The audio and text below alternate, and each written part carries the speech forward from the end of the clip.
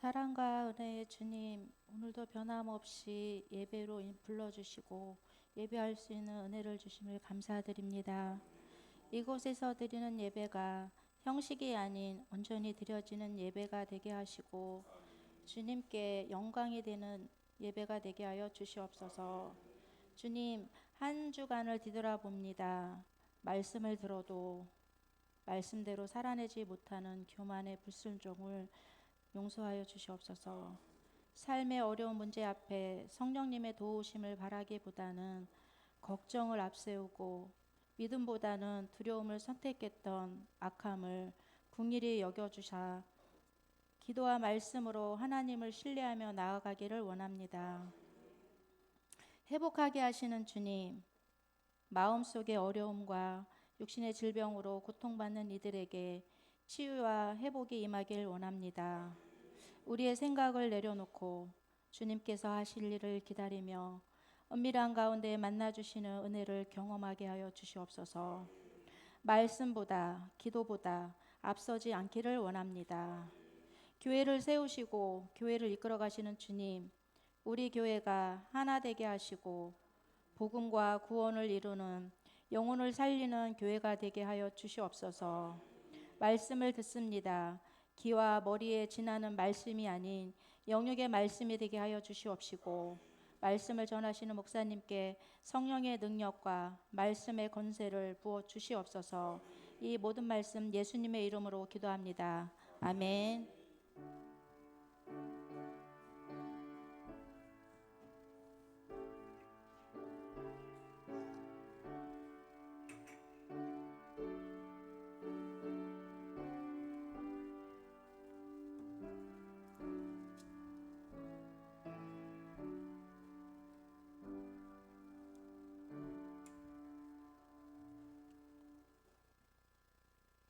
오늘 함께 은혜 받으실 하나님의 말씀은 사무엘하 13장 30절부터 39절까지 말씀입니다.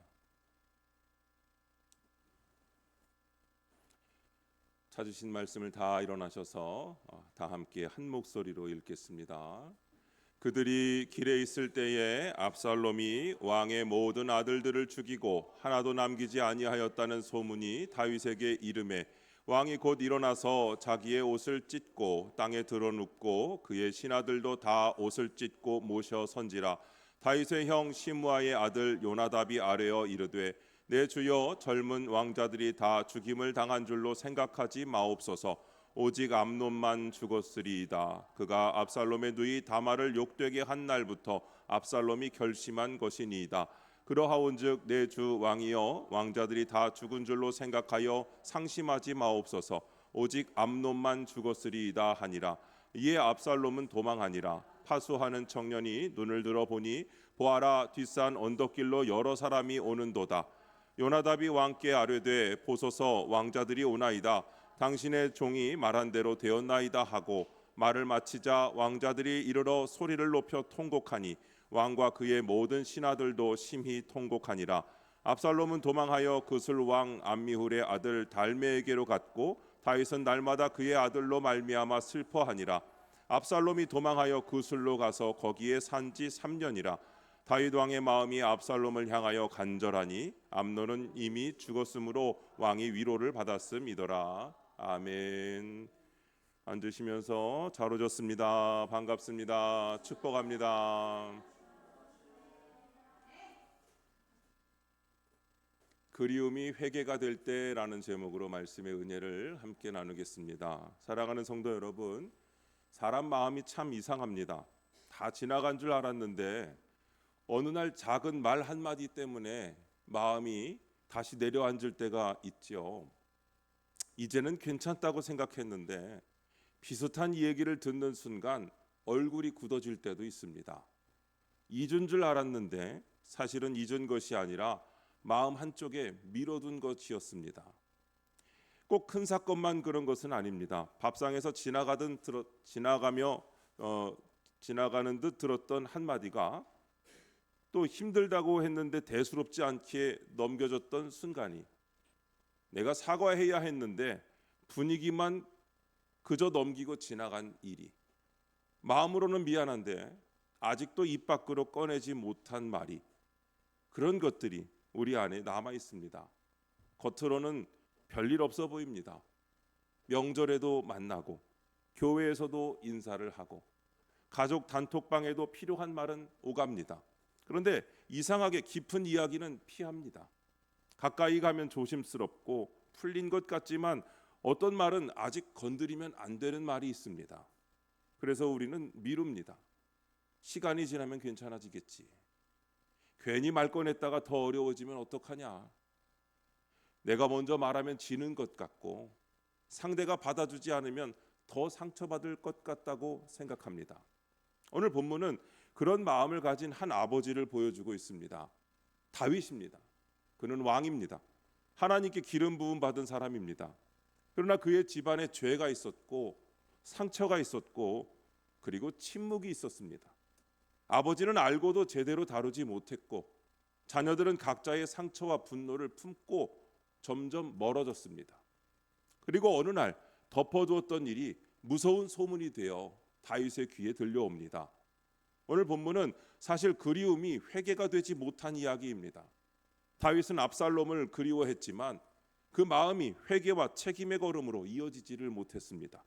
그래서 우리는 다윗의 실패를 보며 우리의 그리움은 회개가 되기를 구해야 합니다. 첫 번째로 덮어두었기에 소문 하나에도 무너집니다. 30절을 보니까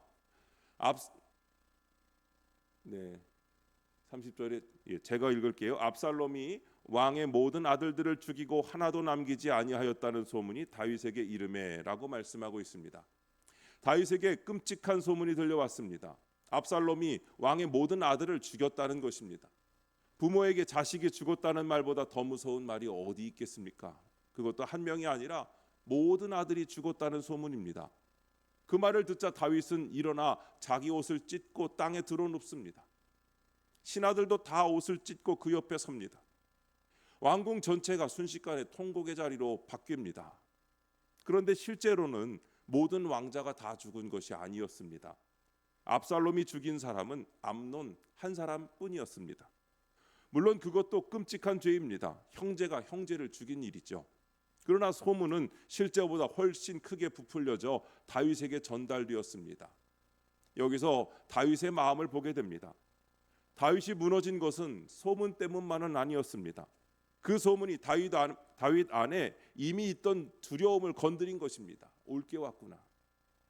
이미 그의 집안에는 해결되지 않은 죄가 있었습니다. 이미 다윗의 마음속에는 덮어뒀던 상처가 있었습니다. 암논이 다말을 욕보였을 때 다윗은 그 일을 알았습니다. 성경은 그가 심히 노했다고 말씀했습니다. 그런데 거기서 멈췄습니다. 노하기는 했지만 바로잡지는 않았습니다. 마음은 불편했지만 책임지는 자리까지 가지는 않았습니다. 그래서 다말의 상처는 방치가 되었습니다. 암논의 죄는 제대로 다루어지지를 않았습니다. 그리고 압살롬의 분노는 그 속에서 자라나고 있었습니다. 집안에 불씨가 남아 있었던 것입니다. 겉으로는 조용했습니다. 시간이 흘러갔습니다. 왕궁은 겉으로 보면 여전히 왕궁이었습니다. 사람들은 아무 일 없는 것처럼 지냈을 것입니다. 그러나 재 속에 묻힌 불씨처럼 보이지 않는 곳에서 계속 타고 있었던 것입니다. 그러다가 어느 날 터졌습니다. 압살롬이 암논을 죽인 겁니다. 그리고 그 소식은 더 큰 소문이 되어 다윗에게 돌아왔습니다. 여러분, 우리 삶도 그렇습니다.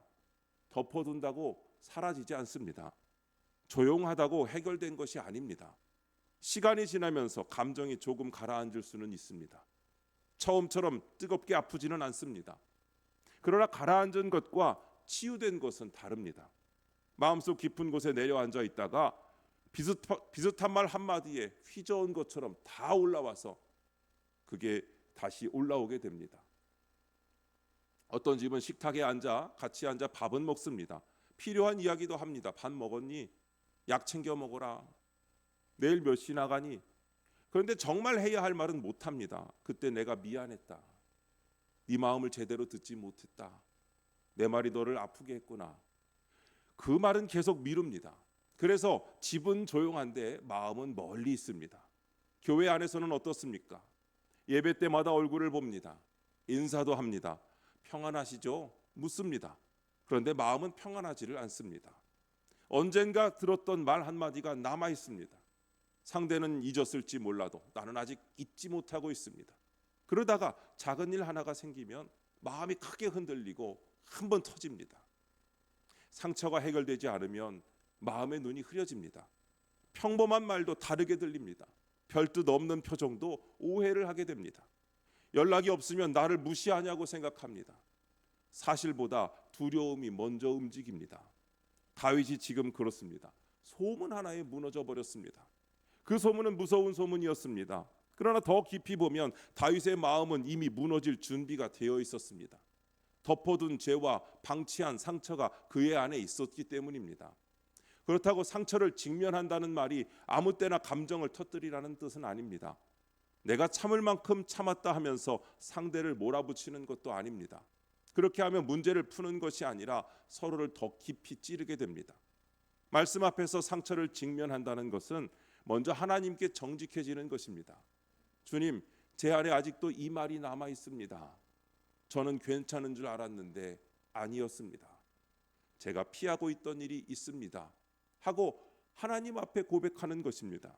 상대에게 달려가기 이전에 먼저 하나님 앞으로 가져가야 합니다. 내 마음이 정말 아픈 것인지, 내 자존심이 다친 것인지, 내가 회개해야 할 자리는 없는지, 내가 먼저 손 내밀어야 할 부분은 없는지 말씀의 빛 아래 비추어 살펴야 합니다. 그래야 다음 걸음이 은혜가 되는 것입니다. 그래야 말이 칼이 되지 않고 회복을 여는 문이 되는 것입니다. 그런데 다윗은 이 시간을 놓쳤습니다. 노했는데 그때 그냥 멈춰버렸습니다. 알았지만 덮어버렸습니다. 그 결과 그의 집은 더 깊은 비극으로 들어가게 됩니다. 오늘 말씀 앞에서 우리도 묻게 됩니다.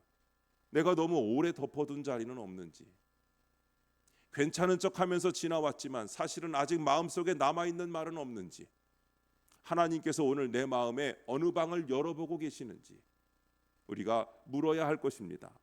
주님은 우리를 부끄럽게 하려고 비추시는 분이 아니신 줄로 믿습니다. 살리시려고 비추십니다. 마음이 불편해져도 서둘러 덮지 마십시오. 그 불편함이 새로운 은혜의 시작이 될 수 있습니다. 두 번째로, 그날부터 다 쌓인 일이 이제 드러나게 됩니다. 32절에 요나답이 등장합니다.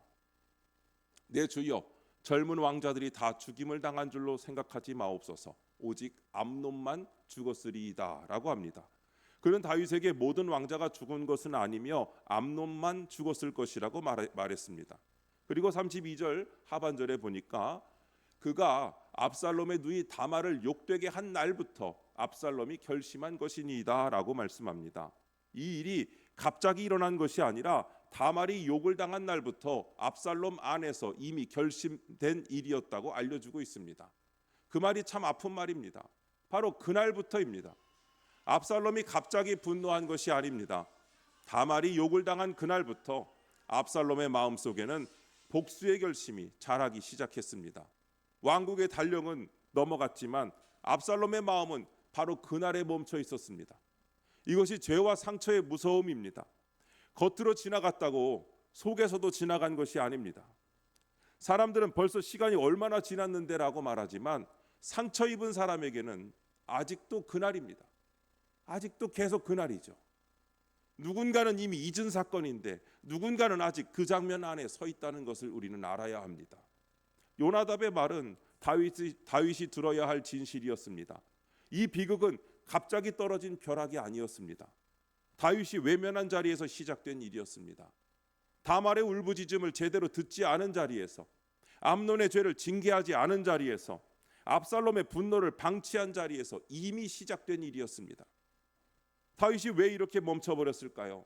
왜 암논을 향하여 분명하게 말하지 못했을까요? 왜 그 잘못을 잘못이라고 말하지 못했을까요? 그 배경에는 다윗 자신의 죄가 있었죠. 그는 이미 우리아의 아내 바세바를 범했고 충성스러운 우리아를 전쟁터에서 죽게 만들었습니다. 나단 선지자는 다윗에게 하나님의 심판을 전했습니다. 다윗의 집에 칼이 떠나지 않을 것이라고 했습니다. 오늘 본문 말씀이 다윗의 집안에서 현실이 되어가는 장면입니다. 다윗은 회개했습니다. 내가 여호와께 죄를 범하였노라고 고백했죠. 하나님은 그의 죄를 용서하셨습니다. 그러나 죄가 남긴 상처와 결과는 그의 집 안에 깊이 남았습니다. 회개는 죄사함의 길을 열지만 우리가 뿌린 죄의 결과까지 아무 일 없었다는 듯이 지워버리지는 않습니다. 그래서 회개한 사람일수록 더 깨어 있어야 합니다. 하나님께 용서받았으니 이제 아무 책임도 없다는 식으로 살아서는 안 되는 것입니다. 다윗은 암논의 죄를 보며 자기 죄를 떠올렸을 것입니다. 아들의 욕망과 폭력 앞에서 자기 안에도 있었던 어두움을 보았을 것입니다. 그러니 분노하면서도 말이 막혔을 겁니다. 내가 무슨 자격으로 저 아이를 책망하겠는가? 이런 마음이 그를 붙들었을 것입니다. 그 마음을 이해하지 못하는 것은 아닙니다. 우리도 그럴 때가 있습니다. 자녀에게, 배우자에게, 성도에게 바른 말을 해야 하는데 내 과거가 떠오릅니다. 나도 부족한데 무슨 말을 할까? 나도 실수한 사람이잖아. 그래서 입을 다뭅니다. 겸손해 보이긴 하지만 때로는 그것이 또 다른 회피가 됩니다. 자신의 죄를 아는 사람은 남을 함부로 정죄하면 안 됩니다. 그러나 여러분, 자기 죄를 안다는 이유로 진실을 말해야 할 자리에서 물러서서도 안 됩니다. 회개한 사람은 권위를 잃은 사람이 아닙니다. 오히려 회개하여 용서받은 은혜를 아는 사람이기에 더 낮은 마음으로 더 조심스럽게, 그러나 더 분명하게 말해야 하는 것입니다. 다윗에게 필요했던 것은 완벽한 아버지의 자격이 아니었습니다. 하나님 앞에서 무너져 본 아버지로서 암논에게 말해야 했습니다. 나도 죄인이다. 그래서 너의 죄를 가볍게 볼 수 없다. 네가 돌이켜야 산다. 다말에게도 다가가야 했습니다. 내가 너의 울음을 듣지 못했다. 못 들은 척했다. 내가 너를 지켜주지 못했다. 미안하다. 압살롬에게도 말해야 했습니다. 네 분노를 안다. 그러나 피해 복수는 너를 살리지 못한다. 그러나 다윗은 그런 길을 걷지 않았습니다. 그의 침묵은 집안의 상처를 더 깊게 만들었습니다. 우리도 진실이 드러나는 것을 두려워합니다. 문제가 드러나면 끝장난 것처럼 느낍니다. 그래서 감춥니다. 괜찮은 척합니다. 별일 아닙니다. 다 지나갔습니다. 하지만 정말 괜찮지 않은데도 괜찮다고 말하는 경우가 얼마나 많습니까? 상처를 마주하기 싫어서, 책임을 감당하기 싫어서 그렇게 말합니다. 요즘은 그런 일이 많이 없지만 집에 물이 셀 때가 있습니다. 저희 집도 가끔 비가 많이 오면 거실 통창 위쪽으로, 베란다 위쪽으로 물이 새요. 물이 뚝뚝 떨어지면 거기다가 이제 쓰된 그릇을 갖다 받쳐놓으면 똑똑똑 소리가 함께 물이 떨어집니다. 언젠간 잡아야 되는데 아직 못 잡고 있어요. 자, 그런데 여러분, 이렇게 물이 셀 때 천장 한쪽에 작은 얼룩이 생기면 나중에 보자 하고 넘어가잖아요. 얼마 지나지 않아 벽지가 울고, 그 벽지가 우니까 어떻게 합니까? 보통 액자를 갖다가 가립니다. 그런데 비가 많이 오면 또 물이 뚝뚝 떨어지죠. 그때 문제는 오늘 내린 비만이 아닌 겁니다. 그건 오래전부터 물길이 생긴 겁니다. 얼룩 위에 새벽지를 붙인다고 해결되지 않습니다. 액자로 가린다고 해결되지 않습니다. 불편하더라도 어떻게 해야 될까요? 천장 열어봐야 되는 거죠. 옥상 올라가 봐야 됩니다. 어디서 새는지 봐야 합니다. 그래야 그 집이 더 이상 망가지지 않도록 그 집을 살릴 수가 있는 것이죠. 우리 영혼도 그렇습니다. 하나님이 드러내시는 진실은 우리를 망신시키려는 폭로가 아닙니다. 더 무너지기 전에 고치라고 주시는 은혜입니다. 감추어진 죄가 드러나는 것은 물론 아픕니다. 그러나 드러나야 고치는 것이죠. 상처가 드러나는 것은 부끄럽습니다. 그러나 드러나야 치료받습니다. 의사 앞에서 부끄럽다고 환부를 자꾸 감추기만 하면 어떻게 소독을 하고 어떻게 치료를 하고 어떻게 수술을 하겠습니까? 보여줘야 되는 것이죠. 부끄러워도 드러내야 되고 내가 병이 있다는 사실을 인정해야 그때부터 치료가 시작되는 것입니다. 우리도 이 순간 핑계를 댑니다. 그때는 나도 힘들었어요. 상황이 어쩔 수 없었어요. 틀린 말이 아닐 때도 있습니다. 그러나 그 말이 하나님 앞에서 회개를 막는 방패가 되면 안 됩니다. 슬픔과 회개는 다릅니다. 다윗은 슬퍼했습니다. 옷을 찢었습니다. 땅에 엎드렸습니다. 그러나 오늘 본문은 그가 책임의 자리로 돌아가는 모습을 보여주지 않았습니다. 예배 중에 마음이 찔릴 때가 있습니다. 찬양하다가 울컥할 때도 있지요. 말씀을 듣다가 마음이 아플 때도 있습니다. 그런데 여러분, 예배당을 나가면서 다시 다 덮어버리시잖아요. 오늘 은혜 받았다고 하고 끝납니다. 마음은 움직였는데 나가서 전화 한 통 하지 않으십니다. 사과도 미룹니다. 회개해야 할 습관도 그대로 둡니다. 그러면 말씀이 삶의 열매가 되지 못하는 것입니다. 우리가 찔리는 것이 있고 울컥하는 것이 있고 마음이 아픈 것이 있다면 덮어버리는 것이 아니라 그것을 우리의 삶에서 어떻게 적용하실지 반드시 여러분의 삶으로 이어져야 하는 것입니다. 여러분, 오늘 말씀 가운데 어떤 얼굴이 떠올린다면 서둘러 외면하지 마십시오. 그 얼굴이 자녀의 얼굴일 수도 있고 배우자의 굳은 표정일 수도 있고 오래전 마음이 상했던 지체일 수도 있습니다. 혹은 하나님만 아시는 나의 은밀한 죄일 수도 있습니다. 그 이름이 떠오르실 때, 그 장면이 떠오를 때 여러분, 주님이 여러분의 마음을 두드리고 계신 것입니다. 다시 아프게 하려고 데려가시는 것이 아닙니다. 거기서부터 은혜를 시작하시려고 데려가시는 것입니다. 다윗의 집은 이 기회를 놓쳤습니다. 그러나 우리는 오늘 말씀을 듣고 있습니다. 아직 엎드릴 시간이 있습니다.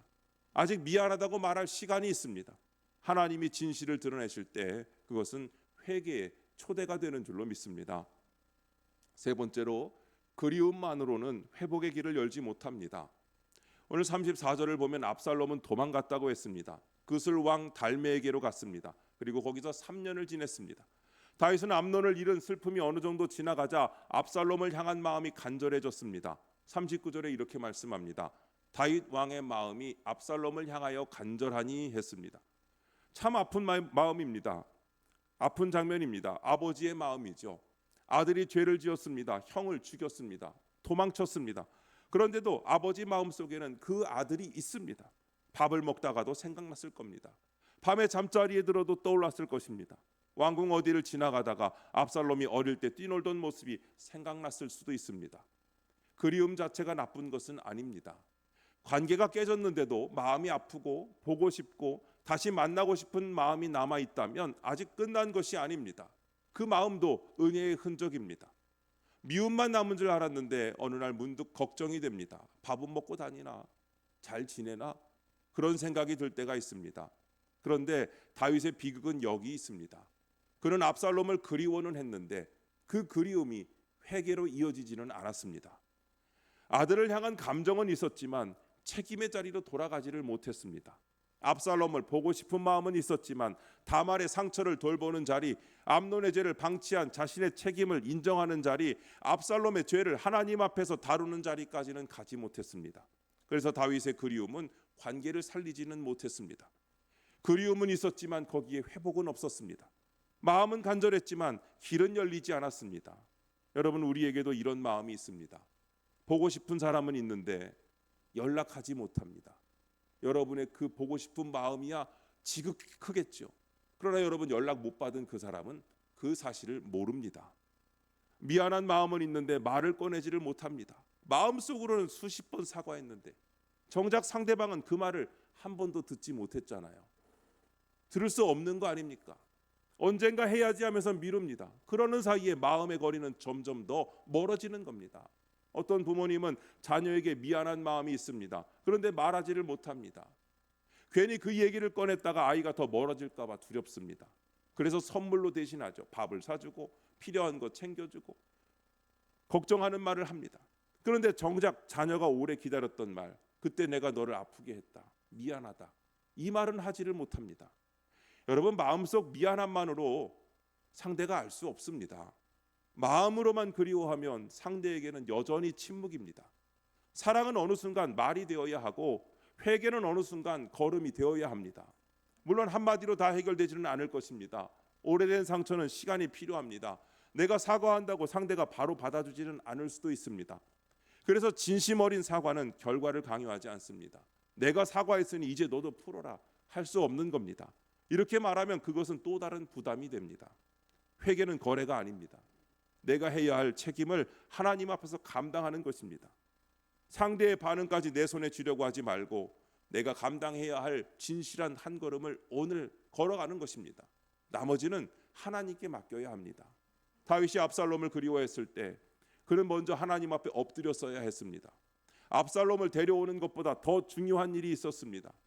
죄를 죄라고 부르는 일이고 상처 입은 다말을 돌보는 일이고 자기 침묵을 회개하는 일이고 압살롬이 회개 없이 돌아오지 않도록 세우는 일이었습니다. 그런데 다윗은 그 길을 제대로 걷지 못했습니다. 그래서 이후의 이야기는 더 비극적으로 흘러가게 됩니다. 압살롬은 돌아오지만 회복되지 않습니다. 왕궁으로 돌아오지만 아버지와의 관계는 더 멀어집니다. 겉으로는 집에 돌아온 것 같지만 마음은 여전히 먼 곳에 있습니다. 회복은 그냥 같은 공간에 있는 것이 아닙니다. 한 집에 산다고 회복된 것이 아닙니다. 같은 예배당에 앉아 있다고 다 풀린 것도 아닙니다. 필요한 말을 피하면서 웃고 지낸다고 회복된 거 아닙니다. 회복은 진실 앞에 서는 일입니다. 내 잘못을 인정하는 일입니다. 상대의 상처를 가볍게 넘기지 않는 일입니다. 사람 앞에서 미안하다고 말할 수 있는 용기를 구하는 일입니다. 그런데 이 길을 걷는 것이 쉽지 않습니다. 자존심이 강하고 두려움이 큽니다. 말 한마디 꺼내려고 해도 마음이 떨려서 못합니다. 전화번호를 눌러놓고도 통화 버튼을 못 누를 때가 있습니다. 문자를 써놓고 전송을 못합니다. 괜히 보냈다가 더 나빠지면 어떡하지? 그 마음이 우리를 붙듭니다. 여러분, 그래서 우리는 늘 십자가 앞에 서야 하는 것입니다. 하나님은 우리를 멀리서 그리워만 하신 분이 아닙니다. 죄로 멀어진 우리를 보시며 마음만 아파하신 것이 아닙니다. 예수 그리스도를 이 땅에 보내셨습니다. 우리의 죄를 그냥 덮어두지 않으셨습니다. 십자가 위에서 정면으로 다루셨습니다. 죄를 가볍게 여기지 않으시면서도 죄인을 버리지 않으셨습니다. 그래서 우리가 하나님께 돌아갈 길이 열려진 줄로 믿습니다. 십자가 앞에서 우리는 숨을 필요가 없습니다. 변명하지 않아도 됩니다. 정직하게 나아가시면 됩니다. 주님, 제가 외면했습니다. 주님, 이제는 회피하지 않겠습니다. 이 고백이면 충분합니다. 길고 화려한 말 아니어도 됩니다. 하나님은 진실한 마음을 받으십니다. 그리고 그 고백 위에서 다시 시작할 힘을 주십니다. 여러분, 오늘 말씀을 들으면서 한 사람만 떠올려 보십시오. 오늘 내가 먼저 다가가야 할 사람이 누군지, 내가 미안하다고 말해야 할 사람이 누군지, 오래도록 마음으로만 생각하고 실제로는 피하고 있었던 사람, 혹은 사람에게 말하기 전에 하나님께 먼저 꺼내야 할 상처 한 가지를 생각해 보십시오. 너무 많은 것, 너무 많은 사람 한꺼번에 떠올리지 않으셔도 됩니다. 그러면 오히려 아무것도 못합니다. 이번 주간 오늘 한 사람, 한 사건, 여러분 한마디면 됩니다. 사랑하는 성도 여러분, 다윗의 집을 보며 마음이 무겁습니다. 죄를 덮어두고 상처를 외면하고 그리움만 품은 채 회개의 길로 가지 못할 때 얼마나 큰 비극이 오는지를 보게 되었습니다. 그러나 여러분, 이 말씀이 우리를 절망시키려고 주신 말씀이 아닙니다. 아직 우리에게 기회가 있다는 의미입니다. 오늘 말씀이 들리신다면 아직 은혜의 시간이 끝나지 않았습니다. 마음이 찔린다면 아직도 주님께서 우리를 붙들고 계신 것입니다. 그리움만으로는 돌아갈 수 없습니다. 마음속 미안함만 붙들고 있어서는 상대는 끝내 알지 못합니다. 오늘 모든 관계를 다 해결하라는 말씀 아닙니다. 다만 더 이상 괜찮은 척하지 말자는 겁니다. 마음으로만 미안해하지 말자는 것입니다. 하나님이 생각나게 하시는 그 한 사람, 그 한 자리 앞에서 내가 해야 할 한 걸음을 하자는 것입니다. 주님은 회복시키시는 분이십니다. 우리가 너무 오래 미룬 자리도 주님이 은혜로 붙들어 주시면 다시 시작할 수 있습니다. 모든 관계가 내가 원하는 모양으로 돌아오지 않아도 괜찮습니다. 여러분, 먼저 내가 하나님 앞에 바로 서야 합니다. 내가 해야 할 고백을 하고 내가 감당해야 할 책임을 지고 내가 내밀어야 할 손을 그에게 내밀면 되십니다. 그 다음은 주님께 맡기셔야 합니다. 오늘 이 예배가 그런 시작이 되기를 바랍니다.